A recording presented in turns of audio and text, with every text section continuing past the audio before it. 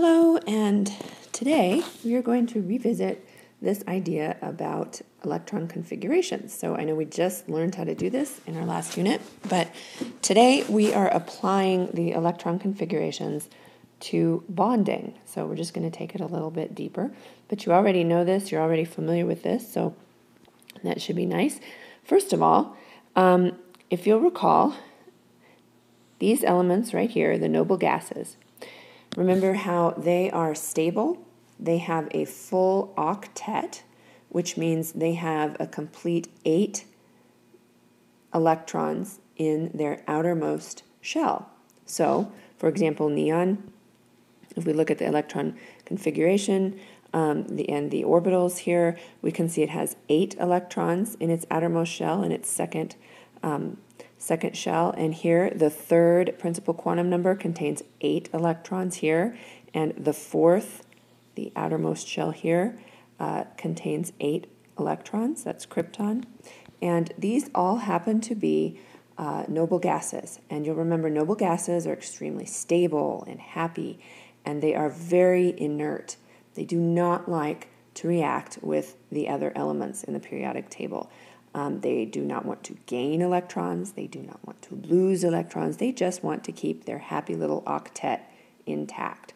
So for the most part, when we talk about all the rest of these elements, they would very much like to have the electron configurations of these inert noble gases because they are very stable.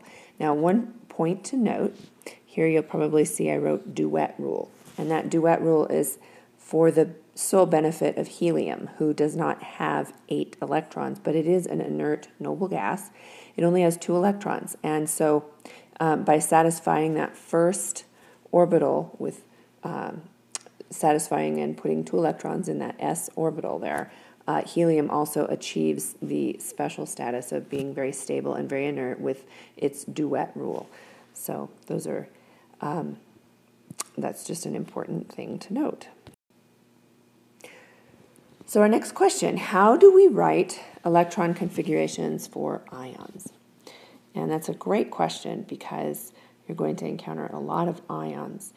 Let's take some examples to understand this. Here we have potassium, and when we write potassium's electron configuration, potassium is basically argon with one more electron. That one more electron is in the 1, 2, 3, 4th principal energy shell. So we have argon with a 4s1, and that's potassium. Now, if you'll remember, we talked a little bit about this last unit, but potassium very much would like to look like a noble gas in its configuration. So it could either gain another 7 electrons to look like krypton, or it could simply lose the one it has and look like argon. And that is indeed what happens. Potassium, when it loses an electron, gains a +1 charge to it, and we have this extra electron hanging out there. And when we look at the electron configuration and how that happens, we have argon with a 4s1. If potassium loses that one electron, it then becomes simply argon with the electron configuration of argon. It doesn't actually become argon. It becomes, it has the electron configuration of argon. Argon still has 1 fewer protons than potassium. They're entirely different atoms. They're not the same atom, same element, but they do have now the same number of electrons. The potassium +1 and an argon, they will have the same number of electrons. So how might a different element behave? Let's try oxygen. How would it achieve a noble gas electron configuration? Remember, we're just looking at the electrons in the atom and whether it's losing or gaining those electrons. So oxygen on the periodic table is right here. If oxygen could gain 1, 2 more electrons, it could have the same electron configuration as neon. So here, if we add 2 electrons to it, we will come up with an oxygen that has a -2 charge. And if we look at the electron configuration, oxygen's electron configuration looks like this. The helium plus a 2s2 and a 2p4. If we add 2 more electrons to that, we would have helium with a 2s2, a 2p6, and that happens to be the same electron configuration as neon. So that is exactly how oxygen can obtain a full octet. So here are a few examples for you to try. Try chlorine. Look on the periodic table, figure out the electron configuration for chlorine. What would chlorine do in order to obtain a noble gas configuration? And try magnesium. See what magnesium would do in order to do that. And then write the electron configuration for each of those as ions. And then if you'll just pause the video, you can do that, and then come back on, and I'll give you the answer. So I know you all got that right. That was probably so easy for you.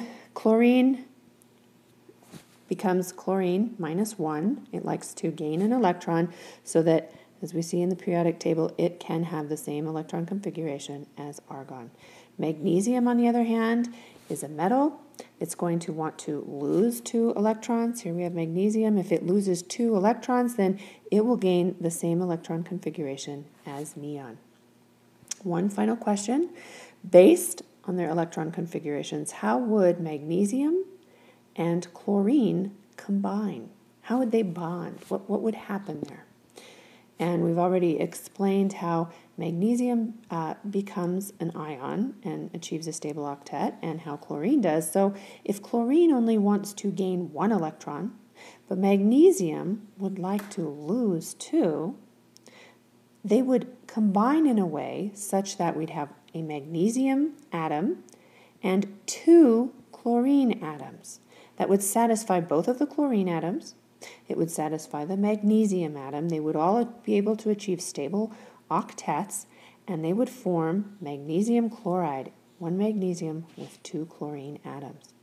So that is one way to look at bonding and how you can think about bonding in terms of electron configurations and the octet rule and how atoms combine those in order to bond.